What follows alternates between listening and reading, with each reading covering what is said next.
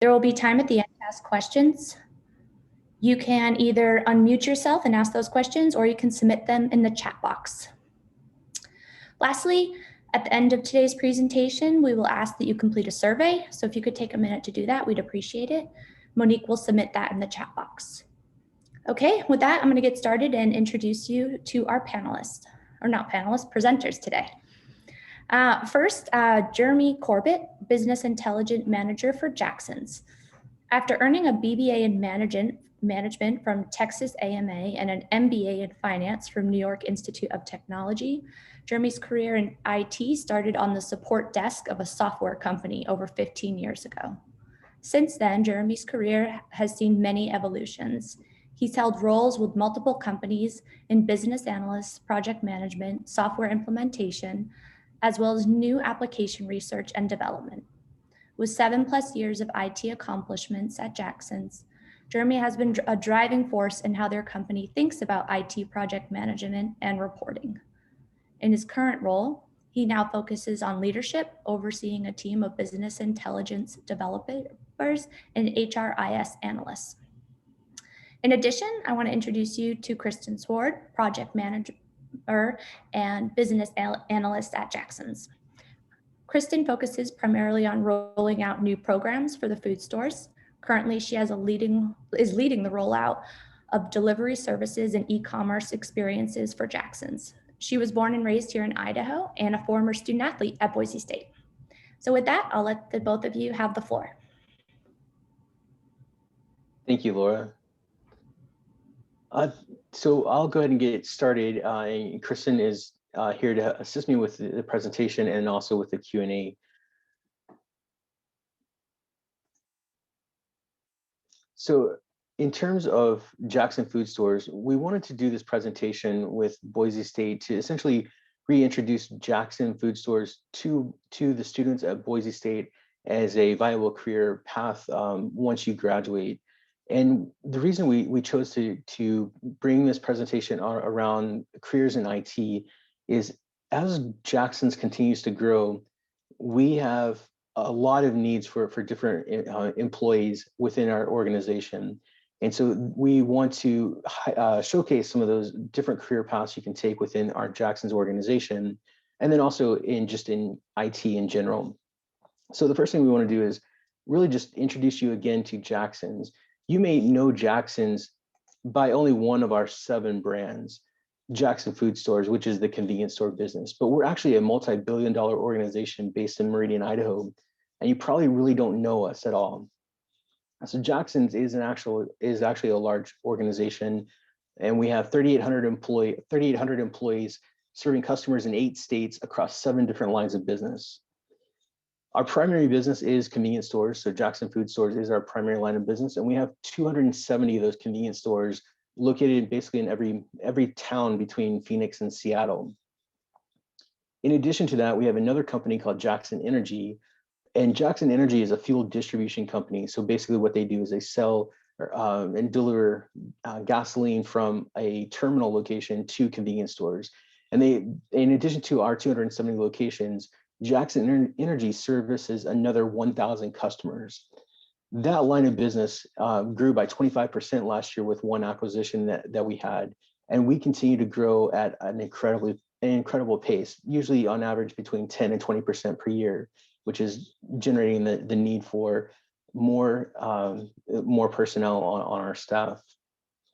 In addition to those 2 businesses, you'll notice that we have several other businesses, and they're all aligned within the same vertical industry of convenience stores. So Capital Distributing is another subsidiary, and that subsidiary is essentially responsible for filling the convenience stores with product on the shelves. And again, in addition to our stores, they sell to about 500 additional stores outside of that. Another subsidiary that's kind of hidden within our organization is called Capital Kitchen. They are a fresh food producer. So they make in mass quantities fresh foods like breads, cookies, pizzas, sandwiches that are then sold in convenience stores. Another line of our business that you may know if you ever go to the airport at Boise, and that is Jackson Jet Center. So essentially we are a charter airline, maintenance for aircraft. We sell fuel for aircraft, And if you look at the Boise airport, we are essentially the entire north side of the ramp area.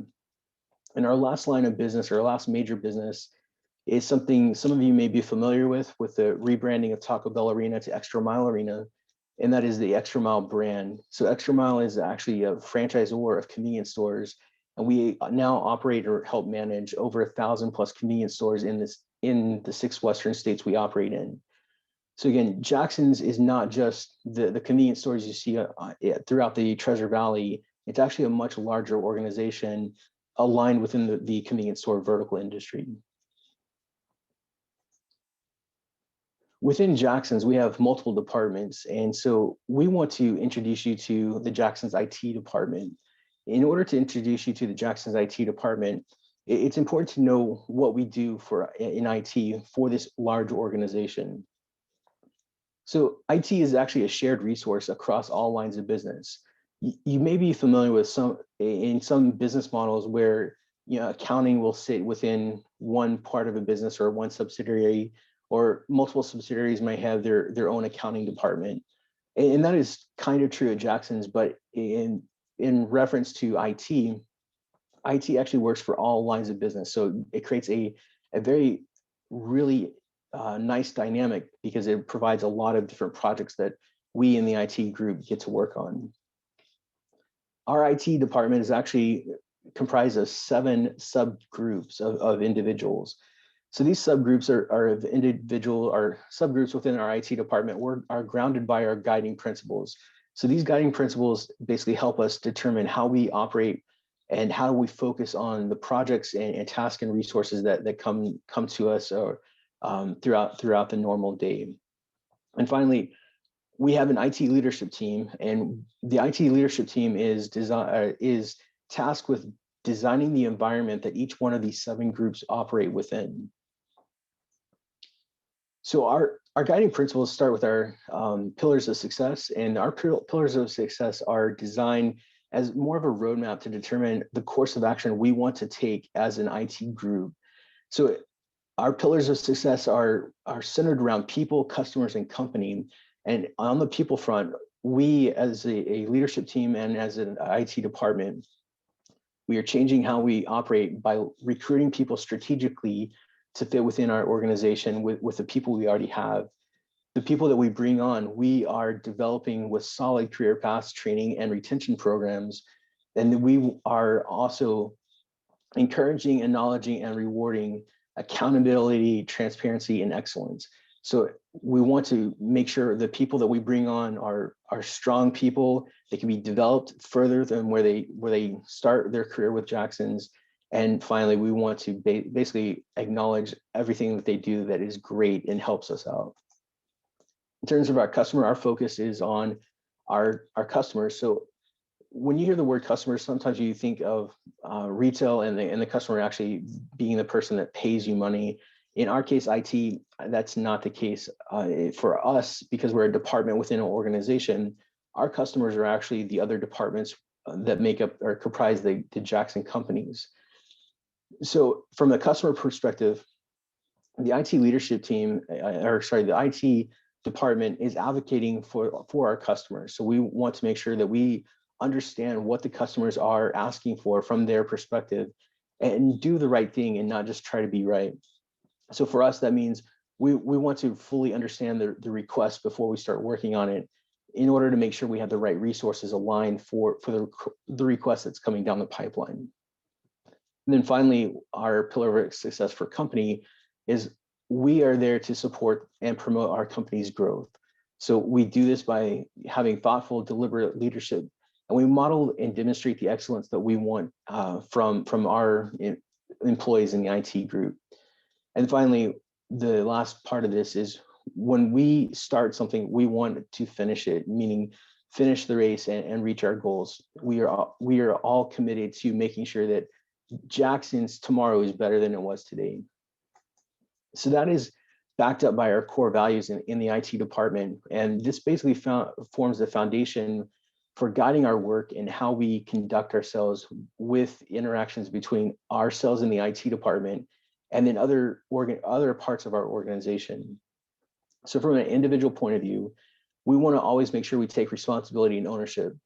Essentially, this is saying we are accountable for what we do, and we're going to always be delivering exceptional results. And we're doing that because this is a change we wanted to make. So again, a deliberate talking, or not a talking point, but a deliberate point of view that we want to exhibit for our work in the IT group. Teamwork, again, together we're actually better than we are individually. And so we want to make sure that we are transparent, we're accountable, and we're always thoughtfully working as a unit towards the same goal. I will tell you at Jackson's, that is a change. We did not used to always work in the same direction, but as a leadership team, we have made that a very high priority. And now, as we are becoming more aligned within our group, we're seeing more changes take effect outside of our group because of that. So again, this is an area where IT is actually leading the Jackson's organization for shared services. We're striving for excellence. So as a learning organization, we always are looking for creativity and innovation, figuring out how to implement those ideas and create positive attitudes for catalysts for improvement. We always want to acknowledge people that work hard, but are smart in how they implement that work. So not just working long hours won't cut it, but coming up with new solutions on how to make something more efficient is what we are looking for.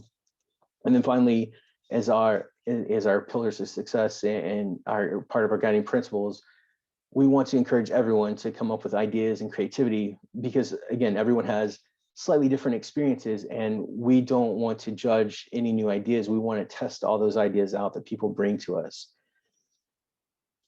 So to tell you this, in order for you to understand, or for us to discuss the actual IT leadership, or sorry, our IT group. So the IT group at Jackson's, like I said before, it has 7 different groups. We have a support center. Support center is the group that basically is a help desk for any IT issue that comes up throughout the organization. And that is grouped in 3 different tiers, where tier 1 is being the most junior level, and tier 3 is being the most senior level. And again, each tier will do different things on the support desk, from again, being kind of a jack of all trades to being more application specific as you go up the tier structure. We have another group within our IT department called the Retail Technology Group. And so retail technology, based because of our business, only focuses on the convenience store business. So just those 270 convenience stores we outlined before, their whole focus is making sure that those 270 locations are always up and running. They can take credit cards. There's no issues with fuel pumps. All the back office systems are working and maintained. The Capital Distributing IT group, they have positions out there in business analysts, support automation, and developers. And what they do, and what the IT department at Capital does, they actually maintain our warehouse. So our warehouse in Caldwell is pretty large. It's over 500,000 square feet. And there's a lot of automated picking that goes down, that takes place out there. And what that means is there's essentially several miles of conveyor systems that basically move product from a shelf to the truck that it's going to be shipped out on. And we have support automation people that help maintain the equipment. They maintain the orders, make sure that the applications are working, and also look for new innovative ideas on how do we make our people at Capital Distributing more efficient. One of our newest groups that we just created with Jackson's is something called a project management office. So the PMO is essentially an organization that basically is tasked with getting projects completed. So the jobs that you see at Jackson's inside of the PMO office are a technical writer. So everything we do requires some kind of documentation, communication, and our technical writer's job is basically to make sure that when we release a new thing, new product, new application, we implement a new thing, that all the documentation for how to support that new initiative is in place before the go live takes place. And so with the technical writer works with project managers and business analysts to make sure the documentation works from the support perspective, and then also from kind of a user guide perspective. We do have an IT trainer position as well. So the IT trainer position within our PMO, it helps with projects in terms of training the end users on how to use a new application. So for example, as we roll out Power BI through our business intelligence group, the IT trainer would assist with training people on the basics of using the Power BI platform, how to navigate the platform, but maybe they wouldn't train on some of the more technical pieces of that. And again, the trainer is really just there to get people started, get them the foundation understanding of what the applications are that we have. And then finally, within the PMO organization, we have project managers and business analysts. So business analysts and project managers are kind of, in our world, interchangeable terms because you do both jobs. A business analyst, traditional business analyst, is more of a requirements gatherer. They discuss enhancements to applications. They research what's going on, what options are. Project managers are in terms of project management, just making sure that things are on track, basically pulling everyone together at the right time to make sure something happens at a specific point.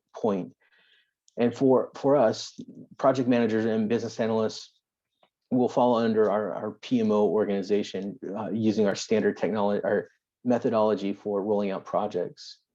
The business intelligence group with Jackson's is a new group as well.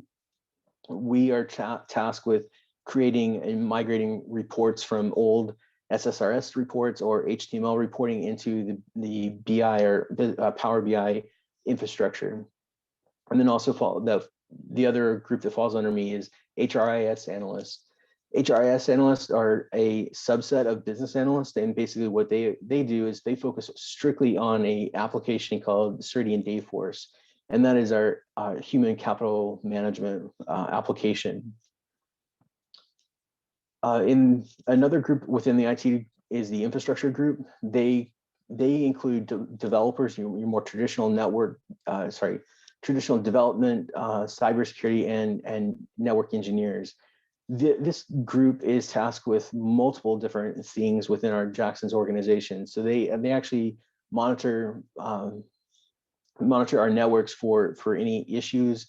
They make sure that websites are up. They make sure that the applications can be run on our networks. We have sufficient memory, storage, etc. They're looking for threats against the Jackson organization. And then finally, as we continue to grow, we are looking for more developers to come on staff to help with many with new initiatives that we have around developing our new initiatives that Kristen is working on. And then our final group that is just now getting started is our digital marketing group. And so our digital marketing group will consist, Kristen will be leading this, but we'll also have strategists on this and omni-channel. That's where our omni-channel actually resides. We can't really talk about that too much, but knowing that this is a new group, one of the interesting things about a company like Jackson's is we're kind of paving the way. We know where we want to go, but we don't necessarily know what's going to comprise that group as we move forward. And what we like to do is we like to throw all the ideas out there and figure out what will actually make this group the best group for what they're doing and what they're tasked with doing. So as I was saying before, the Jackson's group, the IT group, these 7 groups within our department, we are tasked as a leadership team, we're tasked with making sure each of our groups are up to date on all the innovations in their field. We are tasked with going out there and looking for new technologies or ideas and figuring out how to incorporate those ideas into our IT portfolio to make the Jackson's IT department even better than we are today. And the final thing that we're tasked with doing is figuring out how to determine how we are going to execute to our omni-channel vision and making sure that we know that what we're doing will actually help the business achieve those goals that are laid out within the omni-channel vision. So in a nutshell, that's kind of the introduction to our Jackson's organization. Laura, should I stop for questions about Jackson's at this point or just continue on? If anyone has any questions, they're welcome to either chat them in or unmute yourself. I'm trying to look around the room. I don't see anyone unmuting and no questions coming in. I have a question. Great. Do you guys have any internship opportunities through Jackson's at this moment? Yeah, we do have internships. Jackson's currently has 2 MBA students from BSU on staff. Both of them are in my group, in the business intelligence group. So the answer is yes, we do have internships available for Jackson's, not just within IT, but within the rest of the organization as well. Jeremy, there's another question, if that's okay to ask. Yes, go ahead. So another question that came through are, of all the sections you've been talking about, the divisions, do they typically hire new graduates? Like, what does that look like in relation to hiring trends with Jackson's? So the answer is, it's kind of a weird answer. It's yes and no. When we look at grads, we don't necessarily look at graduation, and we'll talk about this in a few seconds, but what we actually look for is the attitude of the person that's coming on board or applying for a job with us. And if you have a degree, that we use that as an enhancement to help us figure out how you would fit within the organization so that we can make sure we find the best place for you to provide us with good ideas, and then you can help execute on those ideas. So the answer is, yeah, we hire new grads, but we look at actually more than just, did you just graduate or not?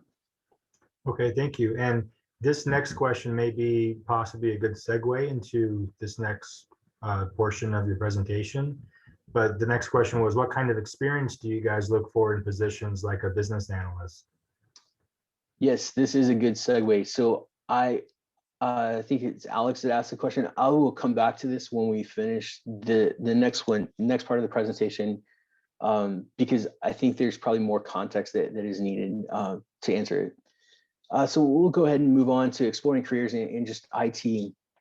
So as stated in the introduction, I've had a varied career within IT, starting again in support, moving to project management, and now as a manager of business intelligence. That's kind of like the foundation for the presentation that we want to provide you. Kristen as well has had a varied experience within IT, from not only being a project manager to helping design 2 different groups within the IT organization at Jackson's, but also working as a business analyst and just in general outside of IT in other professions. All of these things helped us generate this presentation that we wanted to give to you. So the very first thing I want to just throw out there is the information we're going to present is kind of paradoxical and confusing without context, and that's actually just life in general. So don't be too shocked with the stuff that we are going to kind of go through. So the first thing we wanted to mention is a college degree in IT specifically is kind of like a catch-22. Really, if you look at all the careers that are out there, there's only really a handful of positions that a specific college degree is actually emphasized or needed. IT is really not one of them. And I say that because my degree is not in IT, it's in finance and management. Kristen's is in communications, not in IT. And we still both work in the IT groups. What we actually looking for with a college degree is actually focusing on follow through and completion and of actually obtaining the degree, not necessarily what the degree is in, because the qualities that you see with someone that has earned a college degree is that they're basically able to socially navigate through deadlines, making sure that their personal interactions are on par with norms. They exhibit confidence that other people don't necessarily exhibit. They have time management skills because they had to demonstrate those time management skills to get the degree. And in general, you see people with college degrees have general life skills that really augment their capabilities, not from a knowledge base, but from just a general life point of view.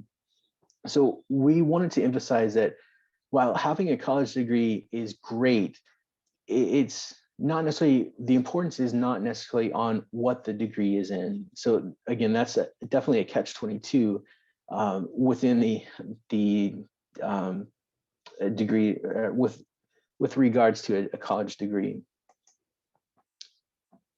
What does matter for us as we look for hiring, or as we hire, is that IT falls in a kind of a different mode of operation than most other businesses or business lines.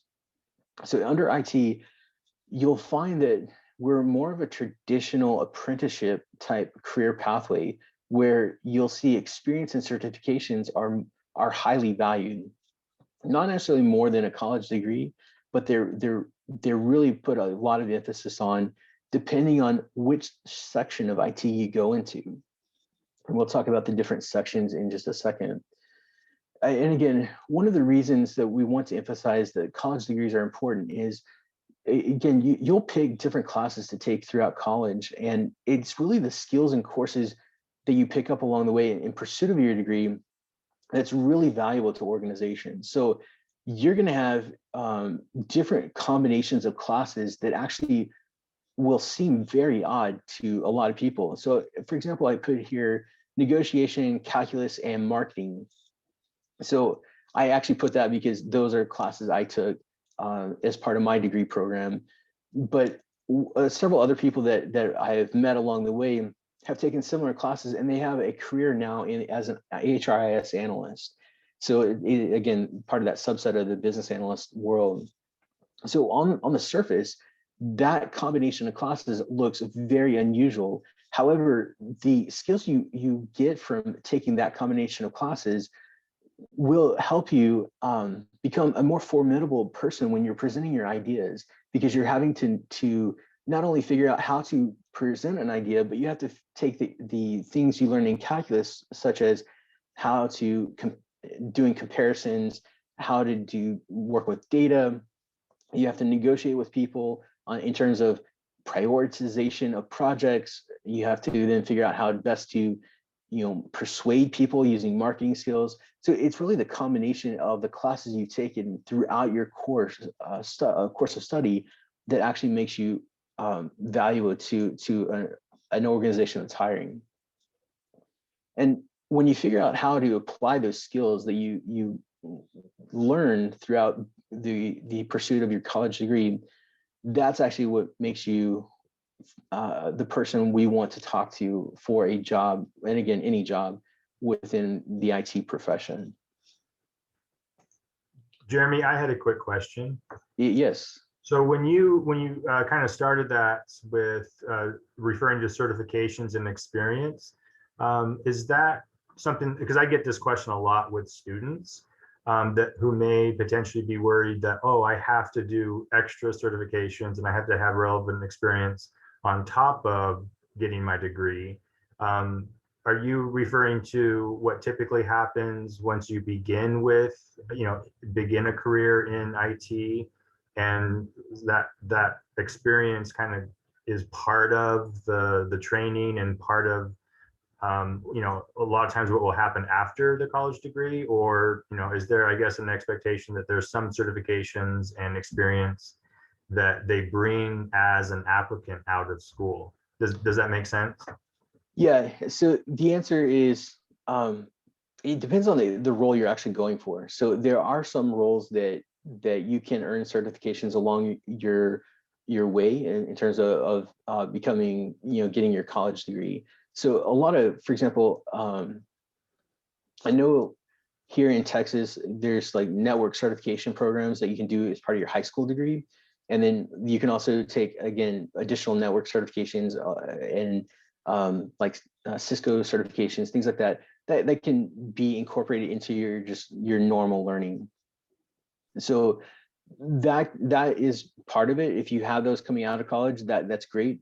But generally speaking, when a new person is coming out of college, they won't necessarily have experience and certifications that directly are in the IT world. They'll have experience and certifications maybe in other things, which are what we want to figure out is how can we utilize those skills that were learned to help a new grad within whatever organization they go into. Now, if you're coming in it because you already have maybe 2 years of experience working somewhere as a business analyst, then yeah, you would want to continue to progress your career by taking not only your normal job, but adding to it in terms of figuring out how to better yourself to make you more marketable. Great, thank you. No problem.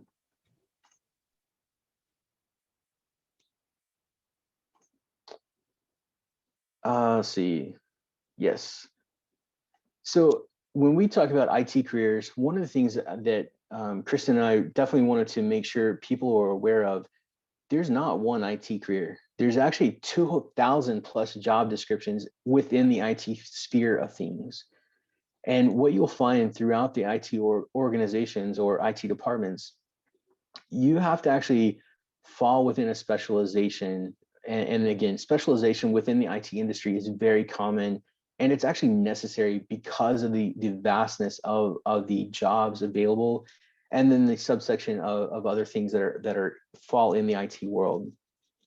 In order to figure out where you fit, again, you actually have to know yourself really well in order to guide you to the subsection of IT to where you will fit. Now, I will caveat that with saying you probably won't know initially where best you will fit, just because you have to try new things in order to figure that out. So over time, you'll know better, and we'll see an example of this in a second, where you may fit after you've tried a couple of things out. And the last thing I want to emphasize here is where you start is not where you're going to finish. Change is inevitable in IT. Again, this is a constantly changing business because new ideas, new technologies, they come up every day, and we are always shifting to make sure that we can do what we need to do. There are some fundamental skills that don't change, but in terms of the job, the application, the products, that is what changes in terms of your career. Sorry, I was just going to say, I think this is a good way to expand on the second half of Brandon's last question, is that you might do like an intro or like an intro position within IT. And then one of the things that you could do is start a certification in something you find that you're really interested that your company is working on. It could be, if you want to go the business analyst route, you might want to take some sort of Lean Six Sigma green belt course, which is something that I had done. So I think, Brandon, you had kind of asked, are those certifications things that you would expect from the employer? And that's where this comes into play. And Jeremy will talk a little bit more about it, but I just wanted to note that. Thank you. I have a question real quick. Does Jackson support or provide funding for those certifications that you might want your employees to have? So the answer is absolutely. Part of the Jackson's initiative for the IT department is to enhance ourselves as part of our skills refresh. So the skills refresh is basically where, like Kristen took classes last year on Six Sigma green belt because we were putting in the PMO at that time. And I took classes on creating the governance model for PMO. Since then, we both moved into different parts of our organization. And so now this year, we have different goals for education. So in this 2021, the career goals that me and my team are doing are learning the DAX programming language, because that is the fundamental language for Power BI. So Jackson's is actually paying for those classes for my team to get retrained on that application or that language, because it's going to benefit us as Jackson's. It benefits the employee as well, because those skills that they learn could be translated to another job opportunity down the road, which we don't want to see, because we want people to get these skills and stay with us and help us build a better brand.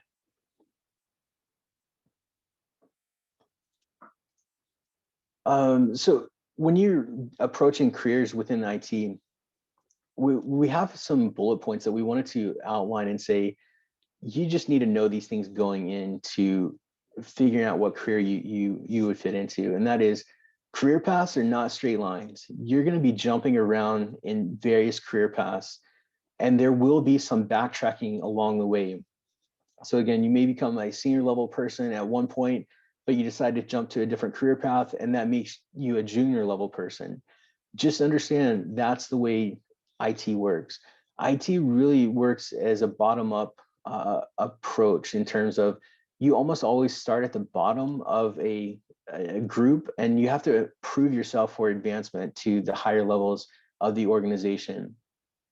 So, and again, it's very rare to start and end your career with the same organization. And then finally, we want to make sure that you understand going in, software or IT careers with software development companies are much different than IT careers within a department of an organization. So for example, I do have experience working at a software company, and in those positions, those jobs are very focused. You basically have one task to do, and you basically don't get out of your lane. You stay in your lane. However, if you work in an IT department within an organization, again, like Jackson's or Simplot or something like that, your IT career will be more dynamic, meaning you're going to be tasked with doing things you did not really think you could do. And it's up to you to figure out how to make it happen. So though there is a big difference between a software development company and then IT departments throughout different organizations. So when you're approaching careers, just some people are it's going to be, again, knowing yourself to determine which one of these actually works best for you in the long run. So with that, I wanted to show you a career roadmap that we found and give you some ideas. So we've included this diagram in the presentation slide deck that we had provided to Boise State. And then we also put the link here on the website. But this is a good example of the different styles of careers that you can have within the IT organization.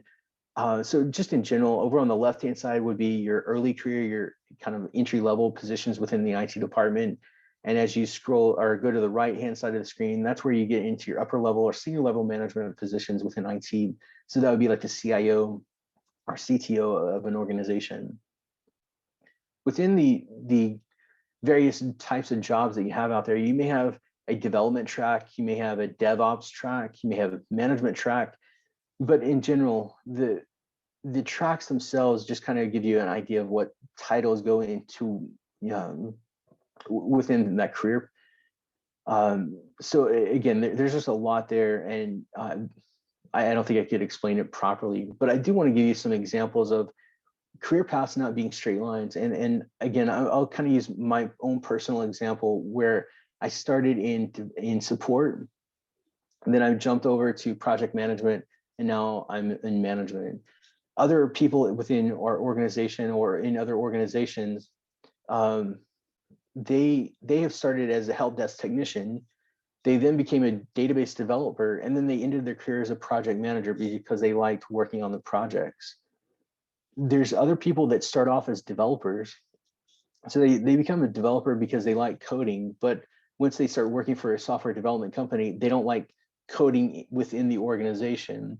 And what they actually find themselves doing is becoming a pre-sales consultant, which essentially what that means is in a sales call for a software company, a pre-sales consultant is basically there to show and demonstrate how an application works to a potential customer.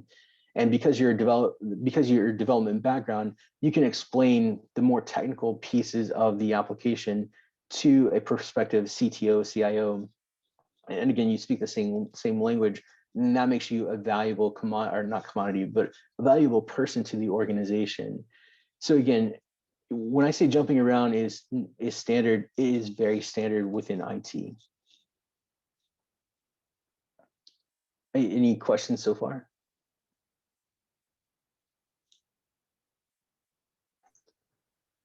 Okay, so one of the things that we wanted to mention is how to navigate the hiring process. So Kristen and I spent a lot of time in 2020 hiring a lot of people for Jackson's.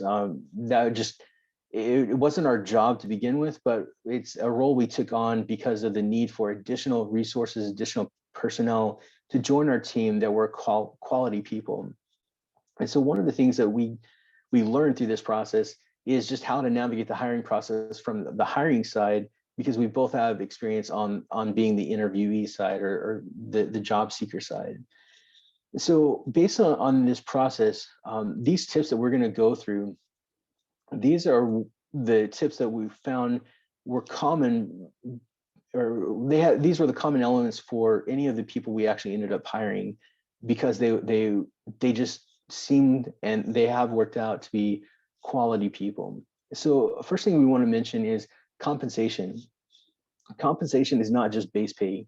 So whatever you go in, whenever you're going into a job, you want to really understand the compensation structure that you're going to actually end up with. So this will be a later round question within the interview process. It's definitely not the first question you'll get or ask during the interview process, but towards the end, you'll be asked for what is your compensation that you're looking for. So base pay is just a component of your total compensation.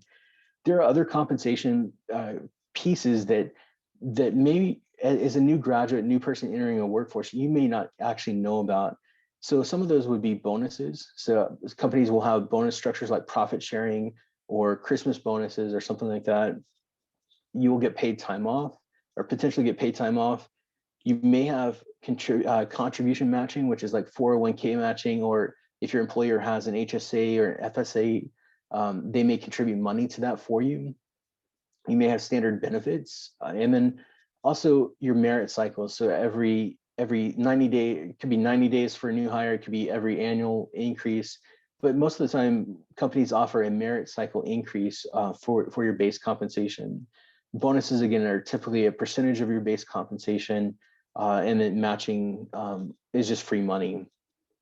So when you go into discussions around your compensation, from the employer's point of view, we look at it from total compensation, from what we're going to offer you.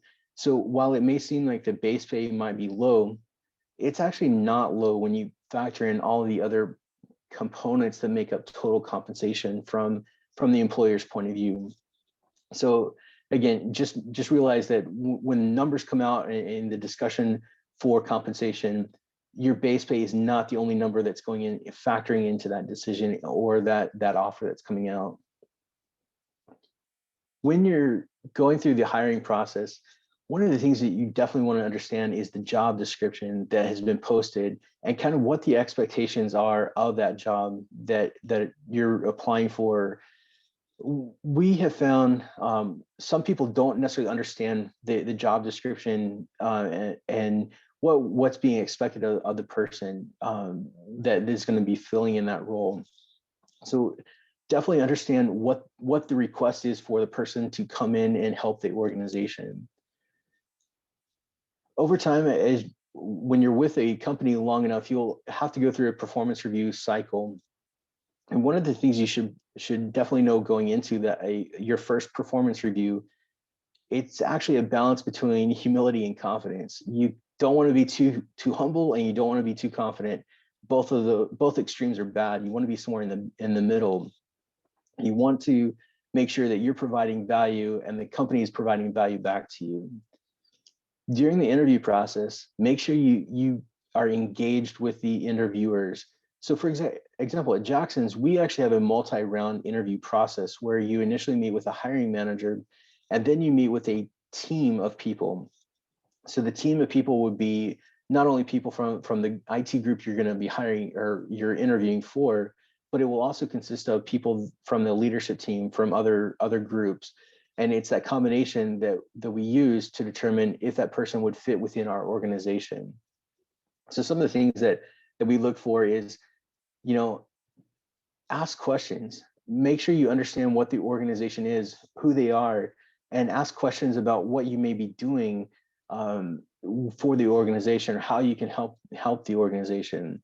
One of the worst things you could do as an interviewee is to not ask any questions at all. That's a kind of a red flag. And from our experience, the people that don't ask questions are not people that tend to work out in the long run for us. So we've kind of used that as a help us in the screening process. So again, ask questions.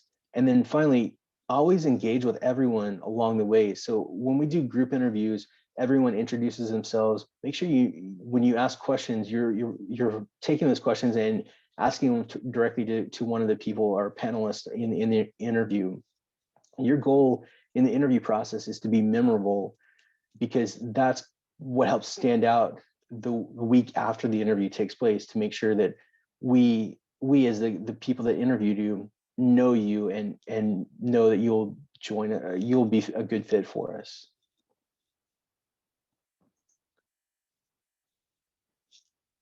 Sorry, any questions on the hiring before we go to the next slide? Not at this point, but great content, great discussion points. So some final thoughts from the Jackson's point of view. Your life circumstances will change, and that's actually going to provide hidden opportunities you never knew existed. So a good example of this would be for me. I actually worked for a software company that Jackson's used as a vendor. I was a vendor for Jackson's subsidiary, and I left that company.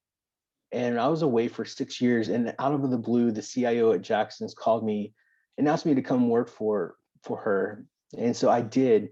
That's one of those life circumstances that hidden opportunities you never can count on. It just happened. And that's because, early on in your career, you made that impact on either a vendor or a customer, and they remembered you. And after a time, they had a need for someone with your skill set. So they reach out to you directly and bring you on. So again, just make sure you understand that there is so many different opportunities out there. You also need to be patient for opportunities to come up.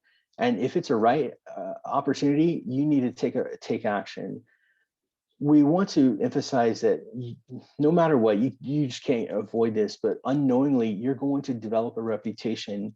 And one of the things that you want to do is just make sure that that reputation is a positive and not a negative. As you're going through life, you need to take risk, especially for ideas you truly believe in. And that is going to be contentious at some organizations, but actually the contention is actually what people want to see, because that shows your passion for what you believe in. People that don't have that conviction for their ideas, they really don't have conviction for a lot of other things either. And so they tend to just fall within, again, a subgenre of the IT world. One thing you should always look for is the position that you're going to work in. And I don't mean the position itself. I mean the actual people you're going to be working with. When you take a job in IT or Jackson's or anywhere else, you're going to spend a lot of time with these people. So 40 hours will be the minimum, but it's more like 50 to 60 hours per week. You're going to be interacting with these people. So you want to make sure that that interpersonal relationship is actually very strong and good and healthy. If that is right for you, the career itself will be right for you as well.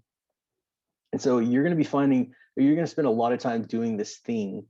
So make sure you find your passion. So that is the last thing that we wanted to leave you with in terms of the presentation. In terms of hiring at Jackson's, we are actually always hiring. So we're currently hiring for business analysts, IT trainer, and then just support in general. We do have part-time and full-time employment opportunities available. And as I said before, we actually have 2 MBA students that are on our staff working part-time right now. They graduate here in May, and we've offered one a full-time job, and we're planning on offering the second one a full-time job as well. So this is a new partnership for the IT department at Jackson's and between Corbett and Jackson's, and we want to strengthen that and increase the number of people we bring on from Corbett over time. So what we would ask is, if you are interested in a career with Jackson's, feel free to contact either myself or Kristen, and we'll get you in touch with the person that can best help you out with, whether it's in our infrastructure team, our support team, or if you're wanting to be in a career that's, again, in HR or accounting or marketing, feel free to send your information over to us, and we will make sure you get to the right place. So with that, that's any questions that have come up? Yeah, Jeremy. So one question came through, and it's a bit about the application material submitted. So the question is, how valuable is a letter of recommendation from someone like an IT professor? And I guess I'd say to that also, as you mentioned, you and Kristen were doing a lot of hiring in the last year. So maybe that as a talking point, but also generally, what are the application materials you typically will collect and ask for? Kristen, do you want to take that? Sure. Yeah, we have done a lot of hiring recently, and I would say I think a letter of recommendation is always good. I wouldn't put it as part of like your cover letter, because sometimes when you're doing an application through like our HR department or a posting on LinkedIn or Indeed, maybe Jeremy and I wouldn't see that directly. But as you start the interview process, I would definitely say letters of recommendations from anyone are great. The way that we've met some of the Kobe students has been through events like this, where they've just reached out to us. We've done mixers. I think I've seen a couple of your faces look familiar. So we've done mixers at Kobe when we could see each other in person. And those were really cool. We just had people who were reaching out and kept following up and kept communicating with us, where maybe we didn't have an open position, but like Jeremy said in the presentation, it was somebody who was asking really good questions, who stayed in touch. And then when we did have an opportunity open up, that person's the first person we thought about, and we reached back out to them, and now they're going to be working full time with us. So always be networking, always establish relationships. That's how I worked at Jackson's. Jackson's was a client of mine at a previous company. So whether you realize it or not, you are building relationships constantly. So one quick question. I think if you wouldn't mind just going back a slide and sharing your contact information. Monique has shared to the group that this will be shared after the presentation, but the next question was, what is the best way to contact Jeremy or Kristen? Yeah, so our email is the best way to contact us, because we don't work standard hours. So neither of us work 8 to 5. That I'll just point that out. And it's because of the nature of our business. We are in multiple time zones. We work different hours depending on projects. So email is usually the best way to get a hold of us. And we want you to contact us. So if you have any questions, feel free to contact either of us. So I had a question, again, going back to if both of you were spending time hiring recently, and there's definitely studies, there's definitely forecasts, but I think it's kind of fun to ask just your personal take on, what is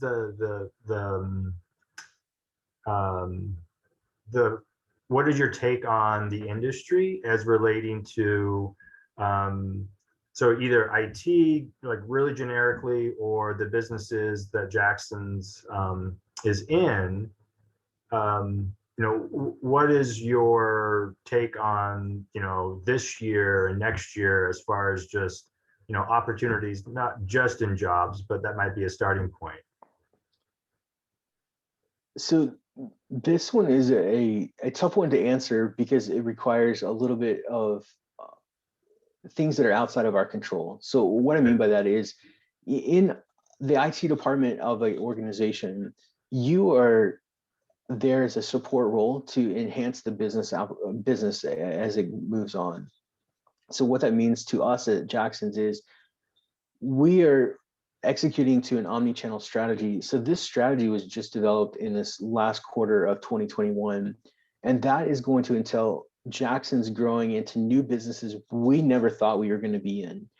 And that with those new businesses will come, again, hidden opportunities. We didn't know we're going to need some programmers. We didn't know, the types of IT people we were going to need when we initially designed that omni-channel program. But as we start fleshing out that idea a little bit more, it becomes more crystal clear as to what kinds of new jobs that are going to be available from the IT side. So, for example, some of the initiatives that we have in play right now, as of this week, Kristen and I have been working on an initiative which will require at least one developer to assist on building out some components to our website.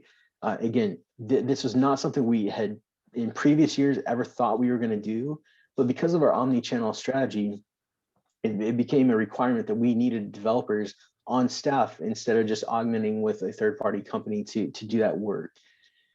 So it's one of the, like I said, it's a little bit hard to explain where we see things going, because as an IT organization, again, we're supporting and we just get a broad, ambiguous objective, and it's up to us to figure out how to achieve that objective. And until that's laid out, we don't necessarily know where we're going. Kristen, do you want to? I think the only other thing I'd add to that's kind of unique to Jackson's and our industry in the C-store space is that we are an essential business. Things never slowed down for Jackson's. It just kept growing and growing and building. And I think that will continue to be the case. So we are constantly expanding what's happening in the industry, and how we're a shared service with IT means that I would anticipate continued growth. And like Jeremy said, with like kind of new and innovative projects and products that are, it's a little tricky to anticipate what those things are, because COVID's thrown a whole new set of things at us. But it's not slowing down. And going back to Jeremy's IT map of careers and opportunities, there's just going to be more and more added to that, and those will be available at Jackson's. Thank you. Kristen, I know you have a hard stop, so thank you so much for being here. We really appreciate it. I do. Thank you guys, and please email me, reach out. I'm happy to answer any follow-on questions you have. Thank you. And Jeremy, do you have a time for one more question? Yes, I do. Okay. Thanks, Kristen. So there was a question that came through about kind of like just looking generally at open positions, and are they based on site, like in person, or are you hiring new hires for remote positions regularly as well? So this is actually a new thing for Jackson's. I will preface it by saying I don't actually live in Boise. So yes, I work for Jackson's, but I actually live in Texas, and I've been working remotely for Jackson's for 5+ years. In last year with COVID, obviously we had a complete, or not a complete remote workforce, but a lot of the corporate employees started working remotely from home. In the last quarter of 2020, we hired a new chief administrative officer at Jackson's. His name is Shane Sampson. He came from Albertsons and moved over to Jackson's. And he's now the person over the CIO, the VP of HR, and then also the marketing departments for Jackson's. And he instituted this philosophy that he doesn't really care where people live as long as we hire the best people. So with that philosophy in place, in the last 2 months, we have hired someone in Indiana, Kansas, and then another person from California to join our team, because those are the best people for the role we were hiring for. So at this point, Jackson's is moving to hire people that work remotely. Now, I will say Jackson's does have a requirement that, obviously, like you're doing with Zoom classes, if you're working remotely, you have to turn on your camera for calls. And then some of us have a requirement to be in the office once a month or once a quarter. So there's that periodic travel that comes along with being a remote worker. But in general, our culture is changing to allow for more remote working in the IT department. Again, the last caveat on that is it also depends on what your position is within the IT organization. So if you're in the infrastructure group, that job, because you're dealing with networks and cables, you almost have to be on site. But if you're in, business intelligence, if you're in project management, you don't necessarily have to be on site to do those types of roles for Jackson's. Right. Thank you. So with that, in the interest of time, we're going to conclude. Thank you so much. This was really informative. I'm guessing our students learned a lot. Don't forget to take our feedback survey. Monique just posted it in the chat. And as both the presenters mentioned, if you want to reach out and connect with them, please do so. So thanks everyone and have a great rest of your week. Your feedback thing is not working. Okay, thanks for letting us know. We'll post a new one there in either just a sec or in a follow-up email. Thank you. Thank you. Thanks so much. Thank you. Thank you.